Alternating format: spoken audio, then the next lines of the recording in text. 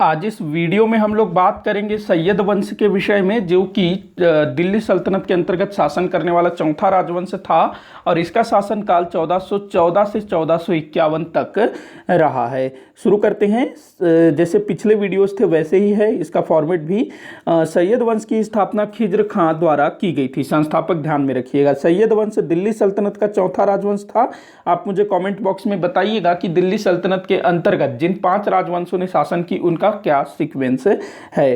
तुगलक वंश के अंतिम शासक नसीरुद्दीन महमूद शाह की मृत्यु 1412 में हो गई। तब दौलत खां लोदी और खिज्र खां के मध्य दिल्ली को लेकर संघर्ष छिड़ गया। देखिए क्या होता है, जो नसीरुद्दीन महमूद था ना, नसीरुद्दीन महमूद शाह तुगलक वंश का अंतिम शासक, जिसके समय 1398 में तैमूर लंग ने आक्रमण किया था, तो उसकी मृत्यु होती है 1412 में। उसके मरने के बाद दौलत खां लोदी, जो कि तुगलक वंश का एक वो था, सरदार था, और दूसरी तरफ खिज्र खां, इन दोनों के मध्य 2 वर्ष तक संघर्ष चलता है दिल्ली पर अधिकार करने के लिए, और अंतिम रूप से खिज्र खां इसमें सफल होता है और 1414 में वो सैयद वंश की स्थापना करता है। तैमूर लंग ने भारत से लौटते समय खिज्र खां को मुल्तान, लाहौर और दीपालपुर का शासक बनाया था। देखो क्या होता है, जो तैमूर लंग जिसने 1398 में दिल्ली पर आक्रमण किया, वापस लौटते समय अपने जीते हुए प्रदेशों का शासक वो खिज्र खां को बना देता है। खिज्र खां स्वयं को तैमूर के वंशज शाहरुख का प्रतिनिधि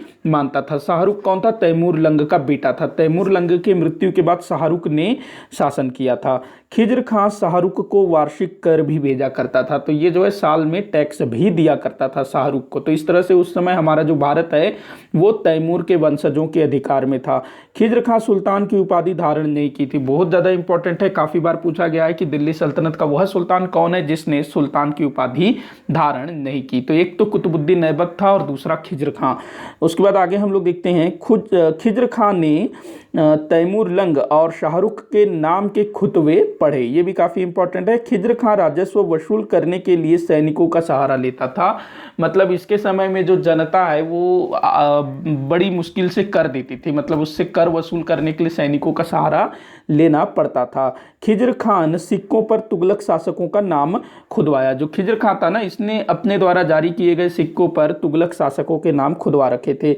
इतिहासकार फरिश्ता ने, ये ने है माफी चाहूंगा, इतिहासकार फरिश्ता ने खिज्र खां को न्याय प्रिय शासक बताया। फरिश्ता एक इतिहासकार था, तो ये लिखता है कि ये जो खिज्र खां है न्याय प्रिय शासक था। फरिश्ता के अनुसार ही खिज्र खां की मृत्यु पर दिल्ली की जनता ने काले वस्त्र धारण कर शोक मनाया था। ये भी अपने आप में बहुत ज़्यादा इंपॉर्टेंट चीज़ है। अगला क्वेश्चन है, मुबारक शाह सैयद वंश का दूसरा शासक हुआ, जिसका शासनकाल 1421 से 1434 तक था। ये दूसरा शासक।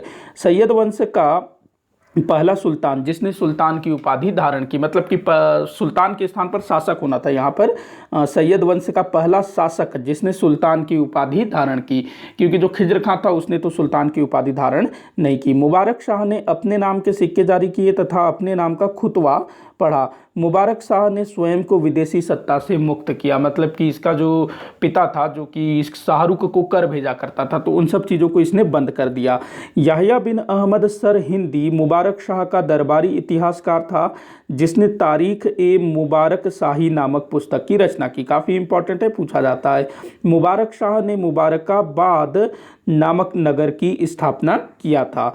मुबारक शाह जब अपने द्वारा स्थापित नगर का निरीक्षण कर रहा था, तब इसके ही वजीर सरवर उल मुल्क ने इसकी हत्या कर दी। जो मुबारकाबाद है ना, उसका निरीक्षण कर रहा था कि कैसे बनाए, ठीक ठाक बनाए, उसी समय इसके वजीर ने इसकी हत्या कर दी। मोहम्मद शाह सैयद वंश का तीसरा शासक हुआ, मतलब ये थोड़ा सा यहाँ मिस्टेक हुआ, शासक हुआ होना था, शासक हुआ। इसका शासनकाल 1434 से 1445 तक रहा। इसके समय में कोई विशेष बात नहीं थी, सिर्फ इतना याद रखना है कि मोहम्मद मोहम्मद शाह के शासनकाल में बहलोल लोदी का उत्थान हुआ। बस इतना ध्यान रखेंगे। सैयद वंश का अंतिम सुल्तान अलाउद्दीन आलम शाह हुआ। ये सैयद वंश का अंतिम सुल्तान था। अलाउद्दीन आलम शाह का अपने वजीर के साथ मनमुटाव हो गया। सुल्तान ने वजीर को मारने का षड्यंत्र रचा। देखो इसका जो वजीर था ना, जिसका नाम था, इसके वजीर का नाम था हमीद खां, तो इसका अपने वजीर के साथ अनबन हो जाता है और सुल्तान ही अपने वजीर को मारने के लिए षड्यंत्र रचता है। वजीर को पता चल जाता है कि सुल्तान जो है है, मुझे मारने की कोशिश कर रहा है, मरवाने की कोशिश कर रहा है। तो जो वजीर हमीद खां है ये बहलोल लोदी को बोलता है कि भाई तुम दिल्ली पर आक्रमण कर दो, मैं तुम्हारा साथ दूंगा।